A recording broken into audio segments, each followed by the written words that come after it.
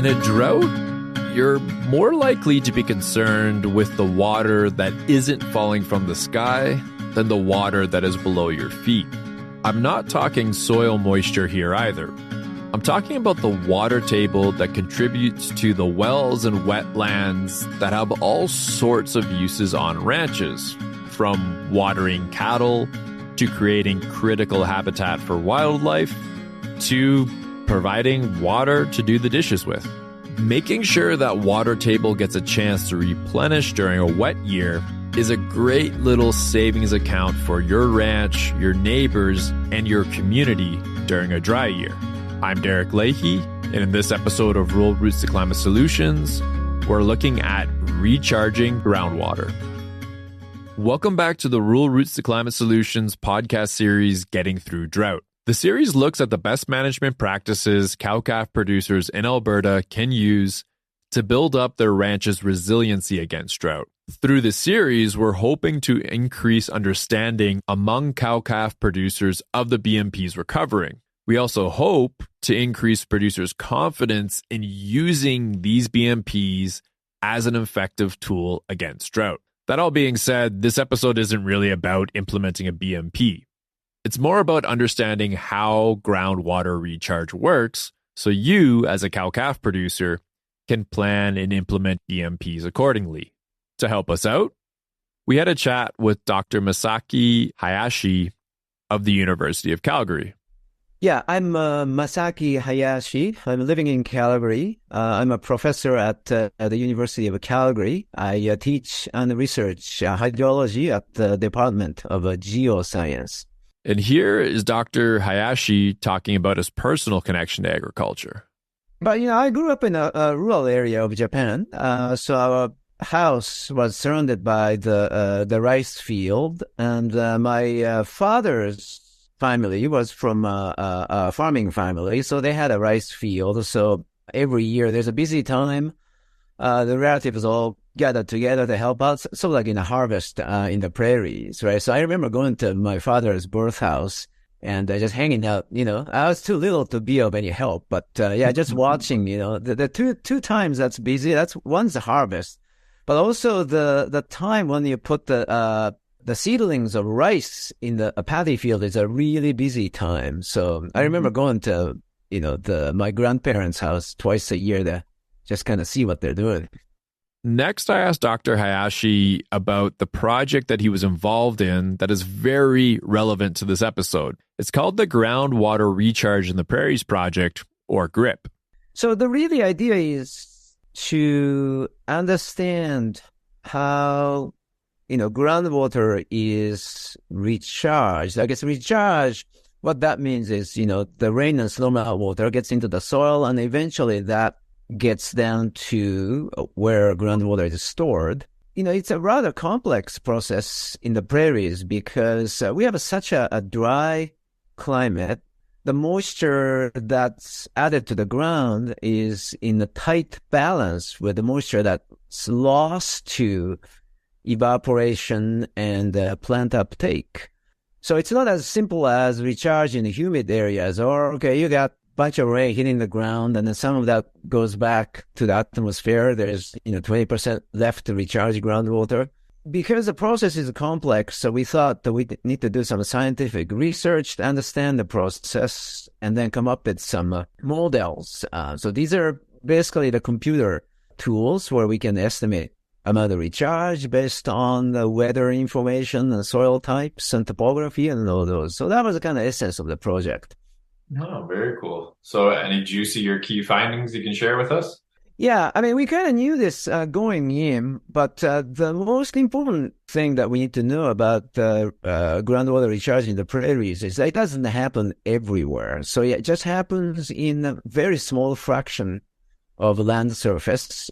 These are depressions, just kind of little, dimples on the golf ball, just a little depressions where the snowmelt water just kind of form puddles, for a few weeks, maybe a couple of months in the spring. So that's where recharge occurs. Because, the amount of precipitation in the prairies, let's say somewhere in the neighborhood of Red Deer, Calgary, that's only about 400 millimeter. Mm. Right, so it's knee-high is the amount of water we get from precipitation. But if you walk into those puddles, during the spring melt, the puddle could be as high as your thigh or waist. So that is all in addition to what we get from snow melt and rain directly hitting on the ground, because that water comes from the land surrounding the depression. So there's a large moisture excess in those small depressions. So that allows, groundwater recharge to happen, because there's much more water than it can be evaporated or used up by the plants.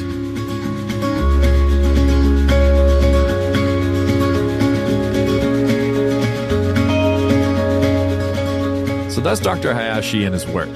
Since Dr. Hiyashi is a groundwater expert, I took the opportunity to ask him a fairly simple, potentially stupid question, but I was super curious, what exactly is groundwater?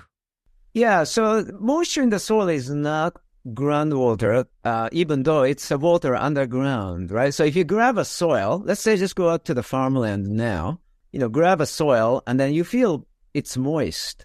The soil is definitely not dry, but the water is not dripping out of the soil. Mm.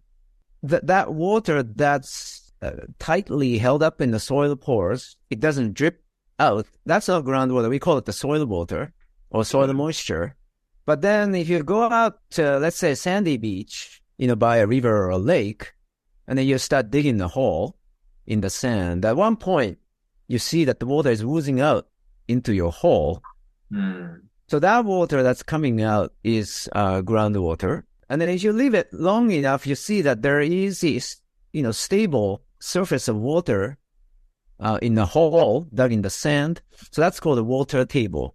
Okay. All right. Thank you for making that distinction. I wasn't too sure there. All right, thank you. Yeah. I mean, even scientists get confused. So, any water in the soil that's above the water table is considered the soil moisture, and below the water table is groundwater.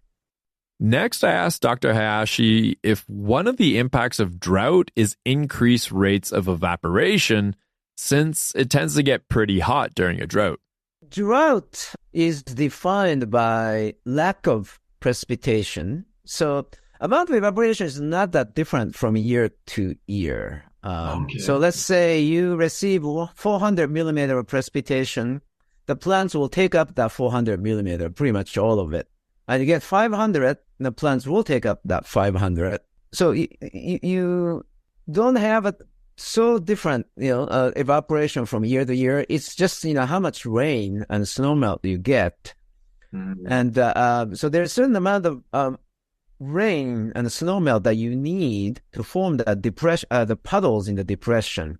When you don't get those puddles in depression forming in, let's say, March, April, and then you don't have a good recharge of groundwater, except for very wet years like we had in 2013 and 2014.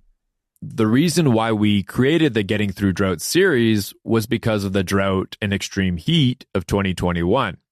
But in almost every interview we've done for this series, people have mentioned how they felt the dugouts and sloughs were lower in 2022 than they were in 2021. I asked Dr. Hiyashi why that would be. To explain it, he quickly pulled up a graph from the Rocky View Well Watch project in Rocky View County, and we went over some of the data points. So these dots, these are all individuals measuring the water level in their wells. And some are very, keen, diligent, measure every 2 weeks. We ask them to measure every month or every couple of weeks. So, for example, this fellow here is a rancher, and then he's been keeping track of water level in his wells. So this way you can precisely understand if the well has low water level or high water level. So we started this program in 2007. So we actually have a 15-year of record. So each of this kick water level going up, so that indicates the groundwater recharge. Mm. So there was a good recharge. 2013, that's the year we had a flood in Calgary. Right. 2014 was also very wet. Lots of snow melt and rain. You see that the water level in his well was going up. And then there were some dry period. 2015 was dry, no recharge. 16, 17, 18, there was a bit of recharge, but not much. And then we got a really good recharge in 2019 and 2020. And then 21, nothing. And then 22, not very much. So this is the kind of thing. So really, the groundwater recharge is related to the amount of snowmelt that forms those depressions. So if you don't have a snowpack on the ground, let's say in early to mid-March, so you don't really get much of recharge. And 2021 was a poor year, and 2022 was even worse. We lost all our snowpack in 2022 by early March, and we didn't get nothing until mid-April. And that's just too warm by the time the mid-April reached. That makes sense. Yeah, you're right. I remember last winter that there was barely any snow, and that's why I thought we were going to get hit by like a mega drought, but it wasn't as bad as I thought it was going to be. But yeah, that makes sense. There was barely any snow that winter. Yeah. So then, we'll see how it goes, right? This winter. So far, we're doing good with building snowpack, but then really depends on what happens in January and February. Next, I asked Dr. Hiyashi, how long does it take for groundwater to recharge? So there are the two aspects to it, right? So the water level is showing the pressure of water in the aquifer. Aquifer is where the groundwater is stored. So once you have a snowmelt in the depression, so the soil underneath the depression thaws. So when the soil is frozen, there's no recharge. And it takes a few weeks for the soil to thaw. And then all the water in the depression starts to go down. And then after that, it only takes maybe days or weeks to recharge groundwater if there is that, puddles on the ground. So that's what we call pressure response. But that doesn't mean that molecule of water you're putting in from the ground is going to travel down to the aquifer in days and weeks. Because actual flow of water is very slow. So it will probably take decades or even centuries for this, drop of snowmelt you're adding to the ground to reach the aquifer. So that process takes a long time.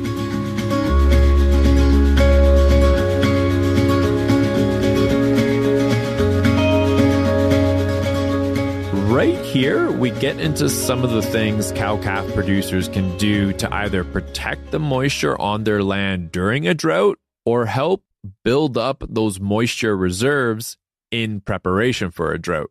Drought is a period when the water level is going down in the wells, right? So I think they need to do whatever they can to conserve water, right? So come up with a way to reduce the water use. Well, if you can forecast the drought even a few months or maybe a half a year in advance, there's probably a lot of things they can do by planning the type of crops or, certain ways how the cattle operation is done. But other than that, it's really difficult. When you're in the middle of the drought, you still need to feed your cattle with water, right? Okay, that's fair. Okay, well, maybe the next question's a bit better. So, as I said, like in Alberta, it's just, we kind of always, well, as you already know, you always should be preparing for a drought. It's not like if it's going to happen, it's a when it's going to happen question. What are some of the things that ranchers could possibly do to help with that recharge before they get hit by another drought?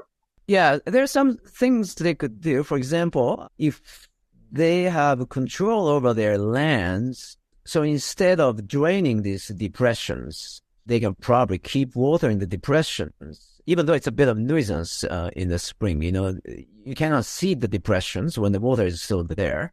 So that delays seeding by a month or a few weeks, or you don't seed the depressions at all. So that means you have to go around with your farm machineries. Mm-hmm. But then that will probably enhance the groundwater recharge. So these are not the big wetlands. So big wetlands actually receive groundwater instead of recharging groundwater. So these are small puddles. Usually they are cultivated over. A lot of times the farmers actually grow crops in these depressions. So I think the preservation of these depressions is probably a good thing for groundwater. Interesting. So when you say depressions, you're not talking about sloughs, are you? No, what we are talking about is So this picture was probably taken right after the snow melt. Water would have been sitting there for maybe 3 or 4 weeks. And after that, that would be gone. Okay, so slightly confusing there since visually podcasts leave a lot to be desired. But the image that Dr. Hiyashi was showing me there was an area or a depression on cropland where water pools in the spring. But that water would likely be gone by June, for example, as things warm up during the growing season. Why is it that, this might be slightly off topic, but why isn't that like those major wetlands take from the groundwater as opposed to giving to the groundwater? Oh, so that's the way how the topography works, right? So in this picture, you see that this depression's sitting on the highland. Over here, I don't know if you can see my mouse, but just close to the horizon, there is actually a lowland here. So this is where all the big wetlands are located. Okay, so it's just literally one's higher and the other one's lower. So the groundwater is recharged here and then going towards this, the lowland, and then there will be a wetland that's receiving groundwater. I see. Okay, that makes a lot more sense. It would be like finding ways to like trap snow on your land. Would that be sort of ideal too to help recharge groundwater? Yeah, if you trap it in a way so that snowpack will melt and go into the depression, so that will definitely be helpful.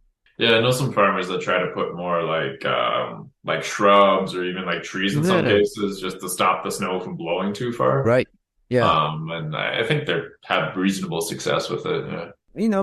Probably the most important thing is to keep those depressions and then, fill them up with snowmelt water when there's a sufficient snowpack. I was just thinking probably too, I guess you probably want to keep your cows out of those depressions too, because I'm assuming if they stomp around, they're going to like really compact the soil and then they might not be able to drain as well, or maybe that's not an issue. I don't know. Probably not. I mean, and then also, some may be worried about water quality. I mean, the cows are, stomping around in depression, and if that water is eventually recharging the aquifer. But usually the aquifers are well protected because our sediment has lots of clay in it. The groundwater flow is very slow, so the bacteria and other things will be removed by the time it gets down to the aquifer. Awesome. It's like nature's own little Brita filter there. That's great.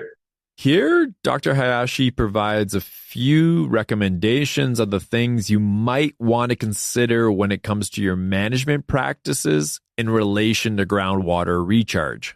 Because of this, the variability in weather and uncertainty with the future climate, I think they're taking kind of more progressive approach. They pay attention to scientific data even. Alberta has a network of agroclimatic stations. That means that every county at least has 1 or 2 weather stations dedicated to monitor weather for the farmers. So some are using that, and some actually they have their own weather stations on site. So I think that's a good thing for them to pay more attention. And then they know that this, the wet, dry cycle is part of a prairie climate. So you may have a drought for a year or two, but then you're going to have good years after that. Oh, definitely. Okay. Yeah. But another aspect, that was on your question that didn't get asked is, so the negative impacts of drought on groundwater, and it's not just, their water supply wells. It's bad if water level goes down in household well or the cattle wells, but there's more to that than that. So all these prairie creeks, there's a lot of creeks flowing through the farmed areas, and they're tiny for the size of the watersheds, and a lot of them are actually fed by groundwater. So during the summer months, the ones that have flowed during the summer months are the ones that are fed by springs somewhere in the watershed of those creeks. So if the drought draws down the water levels in aquifers, and that means the spring flow actually might stop. That actually has a negative impact on the creek and everything that lives in the creek. So that's one more reason why it's important to maintain a good recharge by thinking about, the effective land management. Okay. Yeah. Thanks for adding that. So if I was understanding that correctly, so the seasonal creeks will help with recharging the groundwater. Yeah. Okay. It definitely does. Yeah. Last but not least, here are Dr. Hayashi's words of advice to you if you're a cow-calf producer or any other type of producer, really, and you're listening to this right now and you're trying to figure out how to get through a drought. Don't know if it's encouragement, but it's a cycle. It's not a cycle in the way it doesn't have a definite period. It's not like something happens every 5 years or 10 years. But we know that drought comes every 10 to 20 years, and then the wet period occurs in between, right? So the last severe drought we had was 2000, 2001, 2002, and 2003. And then we didn't have a big drought since then. And then we seem to be having one now. So I think, long-term perspective is probably necessary for, farm management, whether it's to do with, planning for crops or some, financial planning or, adding some resiliency that's not, strongly impacted by the fluctuations in weather. So that would be a good thing to have. I'm just working with a farmer, rancher, just east of Calgary, about new ways of, diversifying the feed supplies by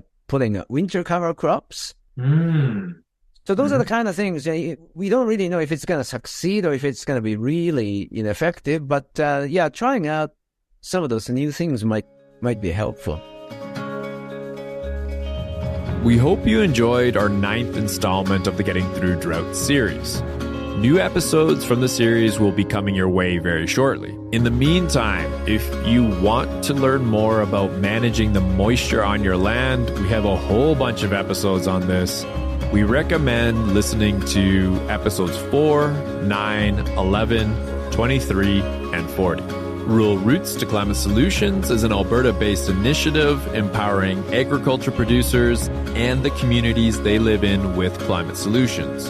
Rural Roots runs workshops, farm field days, webinars, and the Regenerative Agriculture Lab, produces a farmer's blog, works with rural communities to develop their own renewable energy projects, and of course, we do this podcast. For more information about us and what we do, go to the website, which is www.rr2cs.ca. The rest of the amazing and talented Rural Roots to Climate Solutions team is Marie Galanka, Cheyenne Younger, and Kristen Mountain.